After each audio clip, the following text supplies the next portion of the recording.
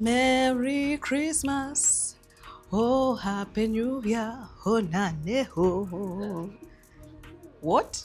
Bonaneo. Aibo. Okay, guys. Anyway, Merry Christmas. It's not Christmas yet, but it's Christmas. As long as we are in December, it's Christmas, okay? Anyway, welcome back to Newsfeed with me, Tracy Ikup, and it's great to have you here today. We are on phone to inform the bunny with no one 20. In the headlines, Hoima's Christmas gift. Election season is here. Uganda's power transition. Nachivubo floods. President Yoweri Kaguta Museveni has officially commissioned the $129 million Hoima City Stadium, one of Uganda's key venues for the 2027 Africa Cup of Nations. The president marked the opening by briefly displaying his football skills before a friendly match between Kitara FC and KCCA FC played to loud cheers from fans. In his address, Museveni reaffirmed government's commitment to investing in sports, saying the stadium will boost tourism and grow the sports sector. He urged management to maintain high standards and keep the facility clean. Education and Sports Minister Janet Museveni praised the contractor for completing the stadium 5 months ahead of schedule. The first batch of ballot papers for Uganda's presidential and parliamentary elections has arrived at Entebbe International Airport, according to the Electoral Commission. Officials say the delivery is part of preparations for the January 2026 polls and follows the successful receipt of other key electoral materials, including 60,000 biometric voter verification kits. The Commission says the ballot papers will be delivered in 5 batches, with all consignments expected to arrive between now and January 5th. The arrival marks another milestone in the Commission's efforts to ensure timely and smooth electoral preparations ahead of polling day. 2025 marked a turning point in Uganda's electricity sector. In March, power distribution shifted from Umeme to UEDCL after Umeme's 20-year concession ended. While the move promised efficiency and lower costs, nearly 200 Umeme staff faced redundancy, prompting Parliament to demand transparency on the transition's impact. As UEDCL took charge, it battled power theft and vandalism, revealing damage worth over 3 billion Uganda shillings and implicating staff and imposters. However, stricter controls, arrests, and emergency restorations followed. By July, UEDCL marked 100 days in charge, blaming frequent blackouts on an aging, vandalized network inherited from Umeme. Officials warned outages could persist amid rising demand and years of underinvestment. As the year closes, UEDCL says sustained investment, public cooperation, and tough enforcement will determine whether this transition delivers reliable, affordable power for Ugandans in the year ahead. Another year, another disaster for Kampala's downtown traders. In October 2025, heavy afternoon rains triggered floods along the Nachivubo Channel, submerging shops and bringing business to a standstill. Goods worth millions were destroyed, with traders blaming blocked drainage linked to ongoing construction by businessman Ham Chigundu. Government officials inspected the damage, but traders accused authorities of negligence despite prior warnings. Ham was ordered to halt construction and reopen drainage channels, forcing the closure of roads like Sebana and Allen, further disrupting trade. What followed was a long wait for justice. Traders petitioned courts seeking compensation from both government and Ham, but delays in proceedings stole their hopes. Promises of compensation were made, and yet conflicting figures deepened confusion. As the year ends, traders remain caught between loss, politics, and unanswered prayers. It's time for the profile. As you know, every day we bring you a champion of society so you can get to see what amazing things people are doing out there in the world. Take a look. Thank you so much, Tracy. Of course, it is the profile, and you're chilling with the lioness on the mic, Bathan Kuzi.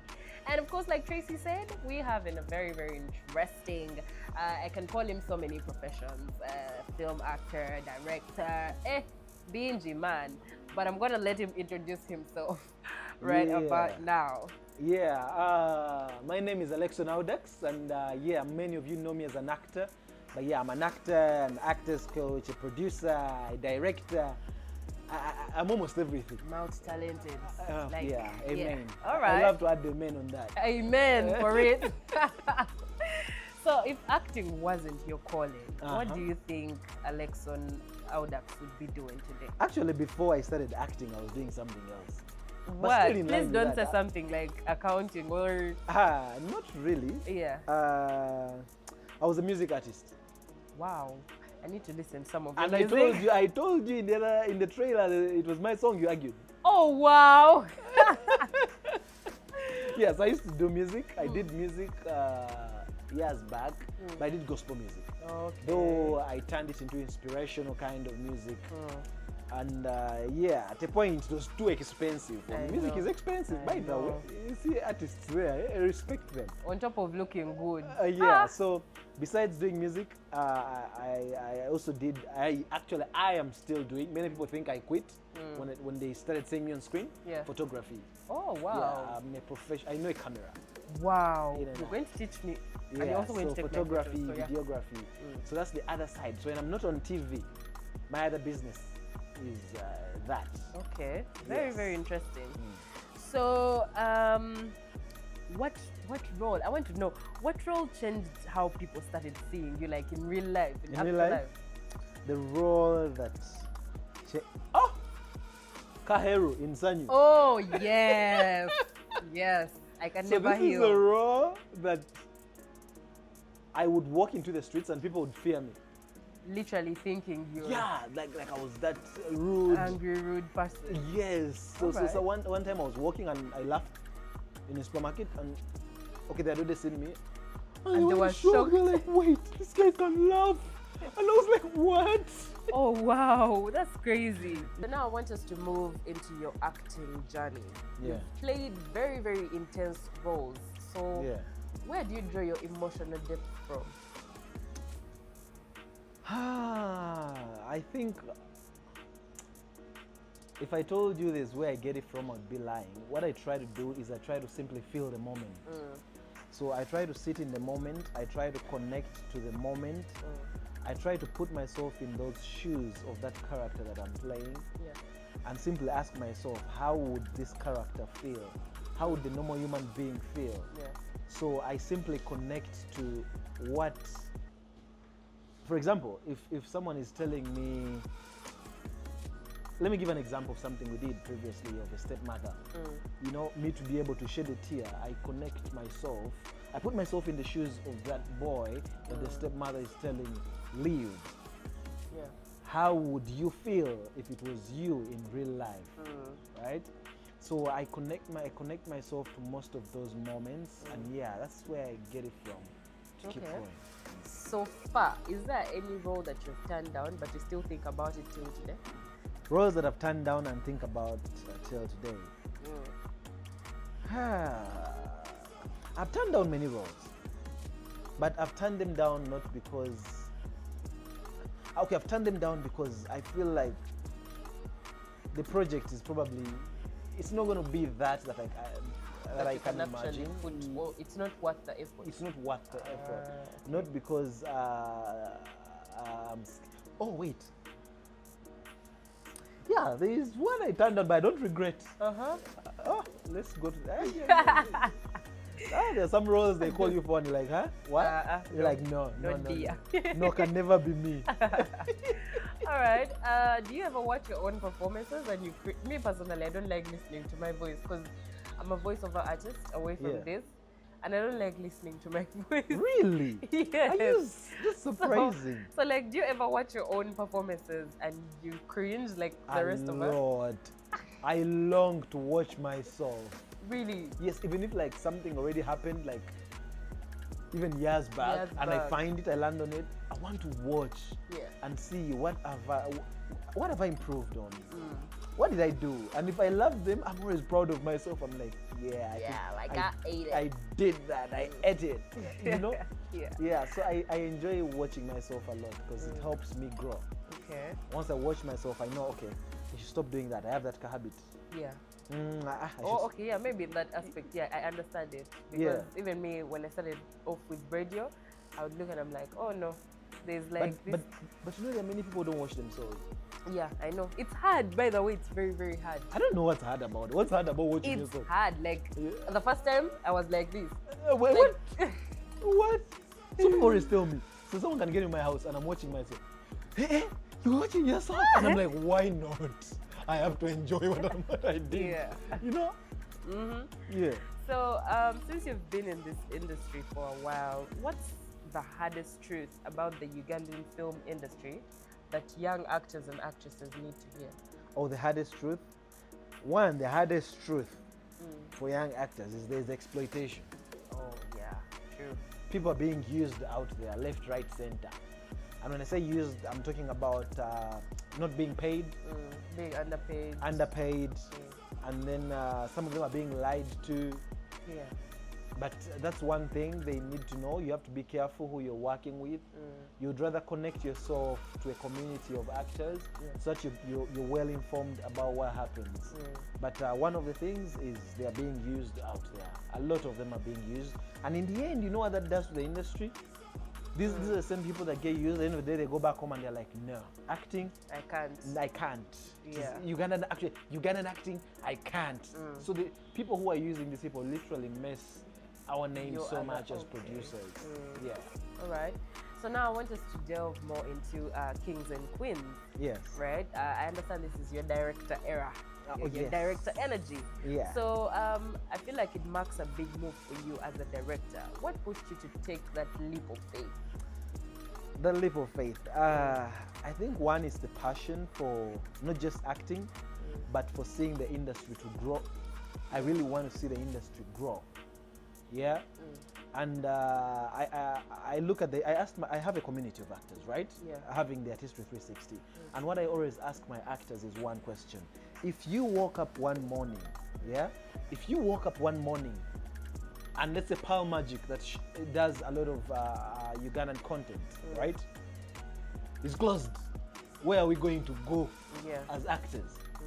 So when I asked myself that question, I was like, Alexon, be serious. You need to build your own film world. Yeah, that's so true. my goal right now is to build my own film world. And if I'm going to do that, I need to start up something that brings people together where we shall keep working together and create our own safe space of even if there's no power magic, there's nothing, we are going to be able to move. We're going to keep moving. So all you need is a community to be able to create your own film world. So my goal was to create my own film world. Okay. Yeah. How different is it behind the camera and also being in front of it? Which one do you even prefer? Right now, I want to be in front of the camera. Okay. Yeah, like because now. like now. Okay, not this kind, but yeah, even this kind feels good. Yeah. Yeah, it feels good. But yeah, I want to be in front of the camera. But most times, I want to be in front of the camera because I want to try out something new. I want to challenge myself. I love acting. I really, really love acting. So when I say I want to be in front of the camera, I always want to be doing something in relation to acting, to challenge myself. So every scene is a challenge that helps me grow, no matter how small. So I just want to be in front of the camera. All right. So basically, without spoiling too much, okay, Yeah. you can spoil, but don't spoil too much. Yeah. What makes Kings and Queens different from other Ugandan dramas? Yeah, Kings and Queens is different because one, just imagine young people, right? Forget about the old and all that. Imagine young people taking over, playing the lead roles, being the support, being they're the ones on the billboards, they're the ones on the posters, they're the ones in the trailers. I think it just feels good. And me being the one that has inspired them and is driving this cause. Yeah, you're like Clarkett. You should be jealous. Clarkett. Yeah, like seriously, it feels good. It feels good to see. It feels good for me to put these people up, and and I'm seeing them grow, and I'm seeing them excited about their new experience, and then seeing their parents being excited too about everything. It encourages me to keep going, Yeah, so I feel like that is different. I feel like it's a whole different experience. And then working with these young people who are not big-headed, who you're going to just keep telling, no, don't do that, do this. And they master so quickly, they listen, they are respectful. You're not going to pull ropes back and forth. So it's a whole different experience compared to the rest of any the other Ugandan. dramas. All right. Yeah. So what was your biggest fear directing this particular project? Well, my biggest fear, I remember the first school I went in, and they're like, okay, it's the day to shoot. My biggest fear was I was like, will these kids have their lines? Oh, yeah. Yes, like because you're mastering them. shooting the movie in one day.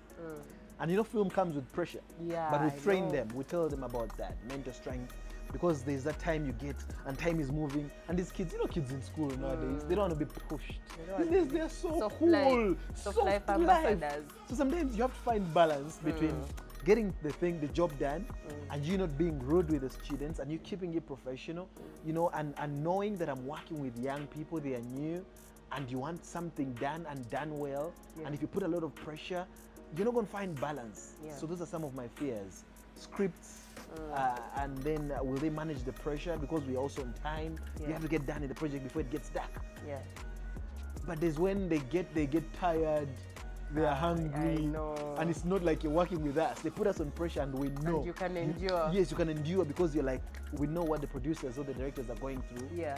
Yeah, so it's a whole different experience. Man, honestly, I want to try that like for just a day, like just You directing should. something. You should. You Just should. a day.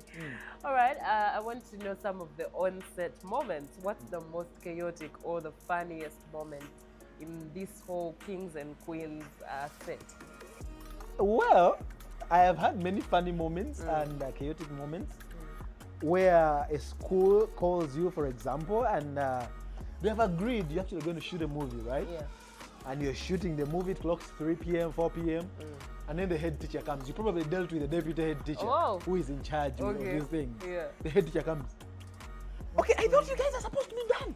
There's an next program in the school. Oh my god. And you know, you have to keep telling the head teacher, we are about to get done. I'm sorry, but sometimes you lie. Yeah. You're like, I am left with one scene and I need this student. And the teacher's like, no, but the students have the next program on the, you know, you're disorganizing them.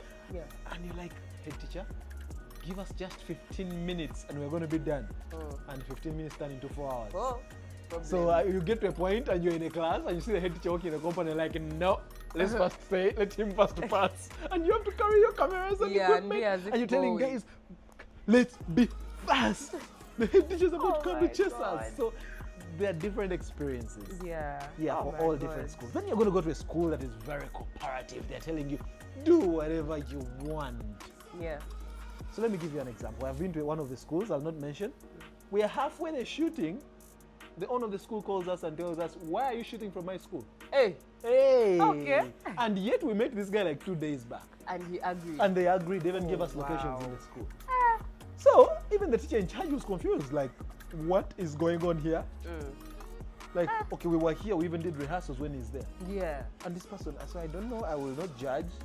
But those are some of the challenges you face. But somehow, you just have to get things done. I know. So those are some of the pressures that come along and the challenges. I understand. Yeah. All right, as we wrap up, what can fans or maybe people that are waiting for this particular movie, what should they expect, and also what next for Alexon Audax? Well, what they should expect is, okay, allow me to first say, it's going to be innocence in there, right? They are being their first time. But when I'm saying innocence, I'm not saying they didn't perform, they didn't deliver. Yeah. That's not my point. My point is you need to come and watch these kids. That's what I'm saying. It's their first time, they're excited. That's the kind of innocence I'm talking about. So they should expect something beautiful more than actually what they might think. You know, someone is thinking, these guys are new. I mean, they're high school. What are they going to do? What are the stories like? Trust me, they're actually very interesting. Personally, I watch some of these movies and I'm like, you know, the stories you receive, and before you give them to the students, you're like, will they manage? Yeah. And then at the end, in the editing room, in the editor's room, you're watching and you're like, I'm a proud director. director. Proud. Exactly. All right. You're like, wow, this is good. So people should expect, let them come and just watch. And just come and watch. Please remind them when it's airing. I beg. They might be inspired for the next. Do you know I have people who are not in high school who have had a glimpse and they're in my inbox telling me, bro, how is it possible for me to be part of Kings and Queens next year? And I'm like, it's for the high school kids. Like, no, I can be like a teacher. Like, nah. And you're like, bro, we shall see about that. Because I mean, yes, we have had some actors who are already out there acting as teachers in this edition. Okay. So yeah, so they are reaching out and they're excited too, and they're like, next year please don't forget me, give me a role. Yeah. You know, Okay. yeah. Interesting. Very, Yeah. very interesting stuff right there. All right. Thank you so much, Alexon. I don't know, for some reason I always want to call you just Alex. Like, Don't, eh? Alexon. Yes. The name is Alexon. Thank you so much. I wish you a blessed Christmas. What are you doing for Christmas today? Christmas. Some of us Christmas, we're on pressure, we're in the editor's room. We forgot Christmas. People keep So have to after keep here, you're reminding. going to the edit. Oh. Exactly. So we're trying to get your food done. Yeah, the creme de la creme The creme for de la 11th January. 11th January, Yeah. 25th January, and 1st February. Fast Tickets are forward. just 30K for students. If you know you're a student, whether you're in the film Kings and Queens and you're not, or you're not, 30,000. All right. If you know you're a non-student, that's maybe campuses and whoever, it's Yeah. 50,000. Okay. Please come and support these people. Just please come and support. It's going to be a good experience to see young kids just on the red carpet. Yeah. You know, just Honestly, young I'm kids. And these are excited. the actors. When like those are the actors coming. Just imagine that. Yeah, I'm excited. I'm definitely going to be there. Thank you so much. We wish you guys a Merry Christmas and a Happy New Year. Please enjoy yourselves, but responsibly.